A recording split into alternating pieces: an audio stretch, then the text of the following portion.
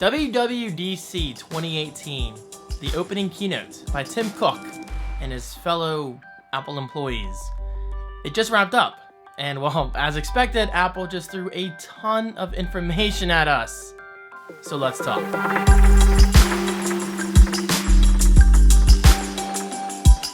Hello guys, how are you? Today my name is David Franco from davidfran.co. That's my personal website right below. You can always go there to check out my work, my blog, my videos, my photography. All that good stuff is always on that website below. Check it out. I appreciate it. Alright, so I'm known to go through my thoughts on Apple keynotes, whether it's an iPhone event, WWDC, which by the way stands for Worldwide Developers Conference, and so on and so forth. I'm a proud Apple freak. I mean, I may have this awesome gaming PC set up behind me, and I love you, PC. I love you so much. However, it doesn't mean I'm any less of an Apple fan. If anything, I love both. I mean, I still prefer macOS over Windows, because Windows... sometimes. Anyway, let's talk about WWDC 2018, guys. Now, as I made clear, Apple rolled out a ton of new features, a ton of new information, and it's a lot to take in. Honestly, it's a lot of information to take in. So for this video, I'm simply going to go through my list of notes briefly and just share some thoughts. I'm not going to do a lot of visuals. I'm not going to do a lot of cuts. Just sit back, open a beer, open a coffee, well, make a coffee, and enjoy. Because there are much better people out there to give you official Apple information. I'm just a dude doing what I love. Here we go. Okay, so first of all, it is important to note that the App Store is turning 10 years old next month. So let us reflect on how important the App Store truly is. Because, well, guys, when the iPhone first came out in 2007, Steve Jobs was very famous to say, we don't need apps. We're going to do web apps, and they're just fine. And then a year later, the App Store happened, which was quite possibly, no, definitely one of the biggest accomplishments from Apple in history. Like, it's huge. Just huge. And it's just really cool that it's turning 10 years old next month. So, without the App Store, this wouldn't be nearly as cool as it is. Let's face the truth. All right, so iOS 12. Here we go. iOS 12, Tim said, and everyone else said for that matter, is going to be heavily focused on performance, especially the older devices. And well, guys, let's be honest, this is probably in response to battery life issues on phones like the iPhone 6s and the iPhone 7 even. So it's really, really nice to see that Apple is once again supporting on performance, as they should be. And of course, this goes for newer devices as well. ARKit 2 looks interesting. It's got more advanced object placement. That little Lego demo looked neat. Photos is getting search refinements and sharing suggestions.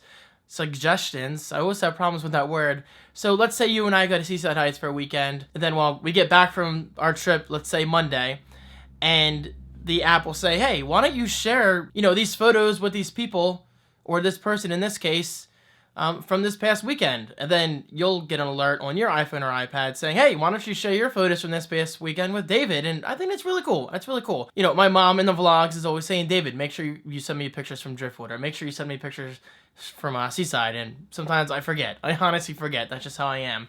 So a simple feature like this could go a long way. Siri is getting shortcuts. So think like Automator on the Mac, but for the iPhone and iPad in this case. And guys, honestly, I think it's going to be really, quite powerful, at least going by the demos they showed. I lost my keys, saying things like travel plans will automatically text someone when I get into town. It'll show my hotel information. It'll show nearby restaurants. So again, think Automator for the Mac, but on iOS. You can set up like automated tasks based on voice commands, and that could be really, really powerful if used correctly. Stocks is coming to iPad. Exciting. But hey, it's coming. It's coming. It's definitely going to take nice use of all the screen real estate. Voice memos is also coming to the iPad with iCloud Sync support. Do not disturb during bedtime is exactly what it sounds like on the iPhone or iPad for that matter. You can check your phone for the time, but see zero notifications. No notifications whatsoever. And well, let's be honest, that's probably a good thing because you don't always want to be distracted by Facebook, because then you get sucked into Facebook, and then you go to Instagram, then you end up buying shit on Amazon. Sorry, poop on Amazon. Although you really shouldn't buy poop unless it's like a poop emoji, which I do have, by the way. I do have. Yeah, but guys, seriously though, this looks like a nice feature and definitely something I could use, and It's a big black screen on the iPhone 10. OLED, anyone? It's going to look beautiful. Notifications finally has groups support. So all my text messages, all my Facebook notifications will now be neatly grouped, well, into groups. And that's huge. Thank you, Apple. Finally. Screen time is basically a weekly activity summary of your usage. So this will basically tell you how often you use your social media apps, your entertainment apps like Netflix, email apps, Twitter, all that stuff. And you can actually set app limits. Now, me, I'm a Facebook addict. I have no problem in admitting that. I'm on Facebook a little too much. And sometimes I fall down that rabbit hole where I go to someone's profile, then I see a friend of a friend, and I look at their pictures, and then I find out where they work, and I suddenly go to the company's website, or I check out their photo, whatever. We've all been there, right? We get lost on social media. So to have app limits, it could be good. Now, am I going to use this? Realistically speaking, I don't know. But there is one major usage scenario that you have to keep in mind. Parenting. This could be huge for parents and their kids who don't want their kids on Facebook too much, or at all, for that matter. So, not a bad thing, not a bad thing. Messages is going to have tongue detection with Animoji. I'm down with that. I like my tongue. And we're also getting new Animoji, such as ghost, koala, tiger, T-Rex, and a Memoji. Memoji, not gonna lie, was actually one of my favorite things Apple showed today. I don't know if that's a good thing or a bad thing, but I like having fun with my phone. It's not all serious. I don't know why people have to make fun of emoji. God forbid you have fun in your life. Just saying. But yeah, Memoji is kind of like what it sounds like. It's Animoji based on your physical appearance or based on whatever you want it to look like. Think of me on your Wii, but probably a lot better. And by probably, I mean definitely a lot better. Come on, it's 2018. So Memoji actually looks quite entertaining, and I cannot wait to set up my own. And finally, FaceTime is getting group FaceTime support. For up to how many people? 4? Maybe. 6? No. 8? 16? That's a little much, don't you think? Maybe like 24. 28? 30. Just kidding. 32 people. 32 people. And yes, it's exactly what it sounds like. 32 people simultaneously on the same video call. And no, it doesn't get to be a bit much. They actually did a great job with the UI and UX it seems from the demo I saw. Basically, when someone talks, think like a Google Hangout, but, you know, Apple style. It's got to be fancier. Their face cam actually gets, not face cam, their portrait, I guess you could say, gets larger based on voice activity, which I think is really cool. And for those less active people, you can scroll through the drawer on the bottom to see everyone who was in the chat at the time. So I think that's really neat. Now, do I have 31 people I can chat with at the same time on iOS? Realistically speaking, like in terms of friends and family? No, probably not. However, you got to keep in mind, this could be huge for businesses or maybe even for like a multi-person video interview for a new job. I mean, you got to think of the possibilities. And I think this could be huge based on different circumstances. So there is iOS 12 coming out in the fall, but available today for developers as a beta. WatchOS 5. We didn't get a ton of new things with WatchOS 5. I was honestly hoping for a little more. But hey, we got updates. So now we have weekly competitions with friends. It's exactly what it sounds like based on activity and fitness. Automatic workout detection. This is actually really cool because I've gone biking at Driftwood several times, and I would forget to turn on my watch. So basically now, based on your calories you're burning and your fitness and your heart rate especially your heart rate, it's going to automatically detect that you're doing a workout, and it's going to automatically stop the workout as well. So yeah, it automatically starts and stops workouts based on your activity, and I think that's really cool. However, get this, say the automatic workout starts 2 minutes after you start biking, it factors in the data. Even when you weren't doing your workout on the Apple Watch, it actually factors in that data and it adds to it accordingly, I guess is the right word. And that's pretty cool. That right there is called smart programming. We also have a walkie-talkie on the Apple Watch. Not gonna lie, that's probably like my top 5 features that Apple announced today. That definitely has some amazing possibilities, and I'm looking forward to using that as soon as I can. Notifications on the Apple Watch will be more interactive. Basically, you can do more without using your iPhone, which is always nice. And of course, just like in iOS 12, WatchOS 5 does group your notifications based on app. So, very cool. And last but certainly not least, we will have background audio supports in third-party apps. So, awesome. Why not? All right, so moving on to tvOS. We didn't get much, but that's because we didn't get new hardware. But I don't think anybody expected a new Apple TV today. So anyway, tvOS is introducing support for Dolby Atmos. Very cool. I don't use Dolby Atmos myself yet, at least in my living room, but I hope to at some point in the future. So there you go. Zero sign-on. Now, this is cool. We have single sign-on on the Apple TV based on, like, say I have Xfinity and I have HBO and other, programs bundled into my Xfinity package. In theory, when I use my password once to sign in, all of those other apps that are related to my Xfinity bundle are automatically signed in, right? Well, with the new update, it's literally called Zero Sign-On. She just scared the shit out of me. Hey Siri, how are you today? I'm good. Everything is copacetic. Okay. So anyway, jumping to the point, Zero Sign-On is what it sounds like. Based on your broadband connection. By the way, who says broadband anymore? Not me, but apparently Apple does. Anyway, in theory, the Apple TV will now detect that I use Xfinity and automatically sign me into apps that are bundled in my package, like HBO Go. And that's huge. Now, unfortunately, it's not supported by Xfinity yet, but they're working on, more providers. I quote providers because Comcast, you suck lately. You're quite literally providing me with nothing sometimes. But I'll talk about that in another video. Xfinity. So anyway, I believe it supports Charter from day one. So hopefully at some point it'll get Xfinity support. And finally, last but not least, aerial locations. Those famous aerial screensavers on the Apple TV, which I love, by the way. You can now actually see where that aerial screensaver is based. Like, whether it's Iceland, New York City, Chicago, you simply tap on the Siri remote and you'll see the location and the info on the bottom left. And now you can actually swipe between locations. So if you don't want to see, Iceland or wherever it's based, you can always swipe and go to like the Earth one, which is brand new, by the way. So cool. Simple, but cool. All right, last but not least, let's talk about the Mac. And they actually came out and said this.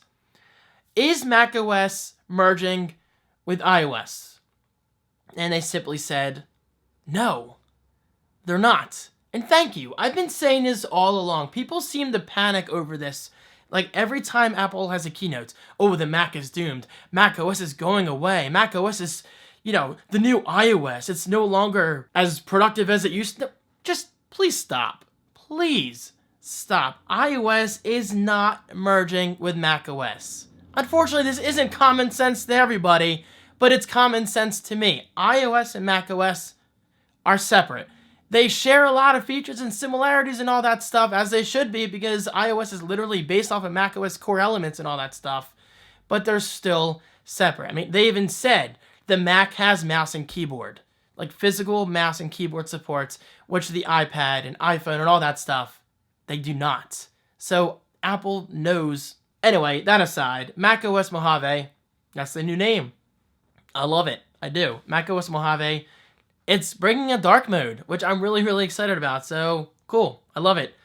It's going to introduce a dynamic desktop. So, basically, your wallpaper changes over time. For instance, the desert they showed for the Mojave default wallpaper, it'll gradually get darker throughout the day. And I think that's neat. Simple, but neat. Desktop stacks. It's exactly like we've had stacks in the dock for years now, which I use all the time. Like, literally all the time. But now stacks on the desktop, and it's exactly what it sounds like. You can stack folders, not folders. You can stack images, documents, all that stuff, videos. So, boom. Organization is always good. Finder is going to get a gallery view, which allows you to quickly edit photos, like rotate them. All the metadata is right there. So, nice. They're basically like merging multiple instances into one. So now I can quick look photos and quickly edit them right there, which is really, really nice. Screenshots, same deal. You can now quickly edit and mark up your screenshots like that. That's a weak snap. Continuity camera. Now this is neat. I've been fascinated by continuity for a while. It's exactly what it sounds like. You can start one task on my iPad and start or finish that task rather on my Mac Pro, as long as they're on the same Wi-Fi network or close to each other. And I do this all the time. Like, I'll open something on my iPad Pro in the office, and then my Mac Pro, I'll open it in my dock, or vice versa. And it works beautifully. It saves me a lot of time. It really does. So say I want to insert a photo into an app on my Mac. I can now literally pick up my iPhone. I can say take photo on iPhone on my Mac. It automatically launches the camera app. I can take the photo, and that photo taken on my iPhone drops onto my Mac. And that's really, really cool because I actually find myself doing that kind of frequently. I will take a photo, then have to airdrop it to myself, which works well for the most part. But Apple, you just saved me a step or two, and I'm grateful for that. So thank you. Thank you. I'm all about convenience and getting things done quicker because, as they say, time is money. Time is money, especially lately. I tend to find myself quite busy with things coming up, and I'm excited to show you a new project I've been working on. Stay tuned. Stay tuned. So now we have a bunch of new Mac apps coming that are based on iOS. We have news, stocks, voice memos, and home. All 4 of those apps are coming to the Mac. Very nice, very nice. Safari, more privacy, less tracking. The Mac App Store is finally getting redesigned, and I gotta say, it looks much better. Honestly, though, the Mac App Store is not something I find myself using all that often. I mean, it's there. It's there. It's definitely a trusted source to use. Like, if you want to use an app that's trusted, you usually should go to the Mac App Store to save its on there. But the thing is, the Mac App Store hasn't really changed all that much in years, like a long, long time. And they're finally redesigning it. We get video previews, it's more media rich. We got a left sidebar based on your activity and based on apps you use all the time. So it looks nice, and it's just really nice to see Apple giving the Mac the attention it deserves, as well as the Mac App Store. Because let's face it, the Mac App Store, it has a lot of potential. I may not use it all the time, but it is there, and it definitely is convenient from time to time. So Apple, props. And we do have iOS apps coming to the Mac in 2019. And that's exactly what started that question, is iOS merging with macOS? No, it's not. It's not going to. At least not in the foreseeable future. But Apple is basically giving developers the option of porting iOS apps over to the Mac through some smart code and hardly any work behind it. So that could be interesting. That could really, really be interesting. And that's nothing but good. That means more apps for us Mac users. So why would that be a bad thing? So there you go. Overall, solid keynote. Yeah, I'm not going to say I was blown away too much, but there were definitely a few things that stuck out, like group FaceTime. Memoji looks really nice. Oh, we get a podcast app on the WatchOS 5, which I never mentioned. Walkie-talkie looks really nice. Apple TV didn't really do anything for me except for Zero Sign-On, which doesn't support Xfinity yet, but in theory it's going to. I definitely like dark mode on macOS a lot. That seems really, really promising. Stacks is going to be useful, and I really like the thought of taking a picture on my iPhone and instantly importing it over to my Mac, and a redesigned Mac App Store should be nice. Oh, and especially going all the way back to the beginning of this video, Siri shortcuts based on voice commands, you know, like Automator for the Mac, but for our iOS, that could be huge. That could be one of the best things Apple announced today. I mean, that has a lot of potential. A lot of potential. But as always, I'm just going to say this. Thank you for watching. But everything I just said, don't judge me for it. Don't jump on Apple. Don't say you love this. Don't say you hate this. Watch the keynote for yourself. All right? Please, watch the keynote for yourself. Guys, it's linked right below. It's linked right below. You have no excuse. Set aside over 2 hours. Yes, it's a little long. Grab some beer. Make some coffee, grab a snack, sit down and enjoy, because it really was a great keynote. Just be a little patient, because in my opinion, in the beginning, it was a little on the slow side. I'm not going to say boring, but a little on the slow side. But it quickly sped up when they started talking about Siri shortcuts.